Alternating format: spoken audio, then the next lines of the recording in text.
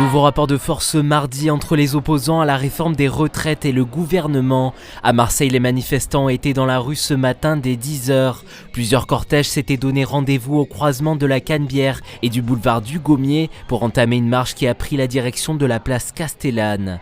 Ils étaient 12 000 selon la préfecture, 150 000 selon la CGT, avec une participation diverse. Enseignants, étudiants, cheminots, postiers, personnel de l'énergie, télécom et bien sûr syndicats.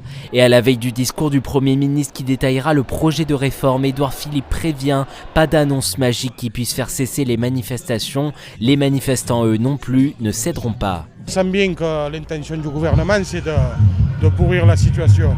Donc demain, on va très certainement avoir droit à de l'enfumage, des tentatives d'opposer et de diviser les travailleurs entre eux.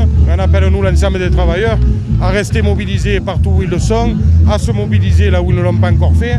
On sait que dès ce soir, il y aura une nouvelle manifestation et journée de grève annoncée interprofessionnelle nationale jeudi prochain, parce que cette réforme n'apportera que de la régression.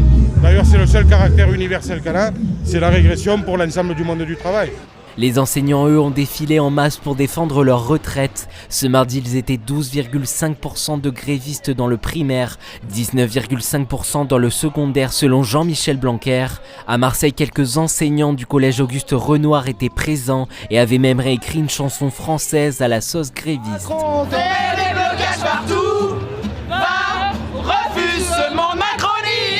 Je suis en grève depuis jeudi dernier, donc j'ai reconduit la grève. Et j'ai fait mon calcul par rapport à ce que j'allais perdre quand je serai à la retraite. Et en fait, je perds un truc comme plus de 2 ans de salaire. Donc s'il faut faire 2 ans de grève pour en faire reculer ce gouvernement, on le fera. Mais en tout cas, je ne lâcherai pas sur cette question-là. J'ai pas envie de...